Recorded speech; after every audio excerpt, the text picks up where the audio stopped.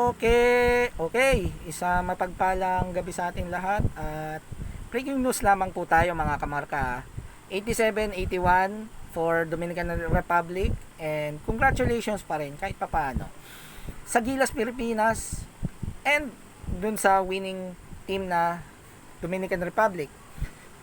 Enjoy lahat sa nangyari sa first game, opening game ng FIBA Basketball World Cup at nasarpas na rin yung crowd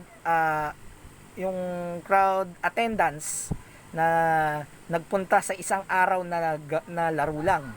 Ito ay sa pagitan ng Dominican Republic at ng Pilipinas and 38,000 ang estimated na crowd na nanalo. Unfortunately, talo tayo.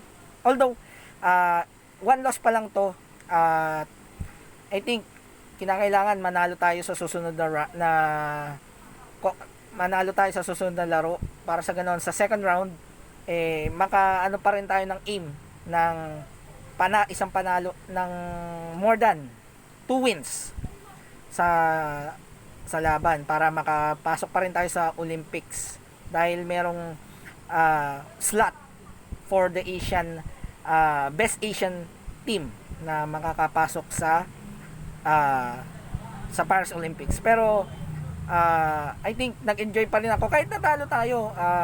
Okay pa rin ang ginawa ng Gilas Pilipinas at talagang sinunod yung sinabi sa isang article ng FIBA na kailangan mag-step up yung iba pang players ng Gilas. Hindi lamang basta si Jordan Clarkson ang tulungan, kundi yung ibang mga tinatawag na players kinakailangan ng ating Gilas, kinakailangan mag-step up.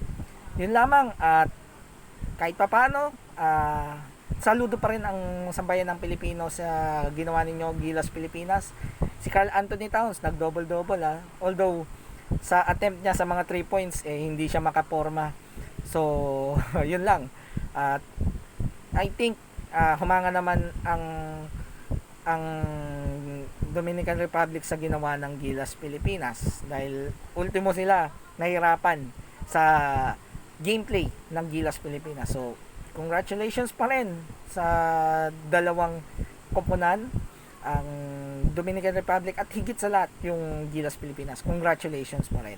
At sa linggo, I think linggo ba or Sabado, basta laban against Angola. Yun lang. Congrats and good night po.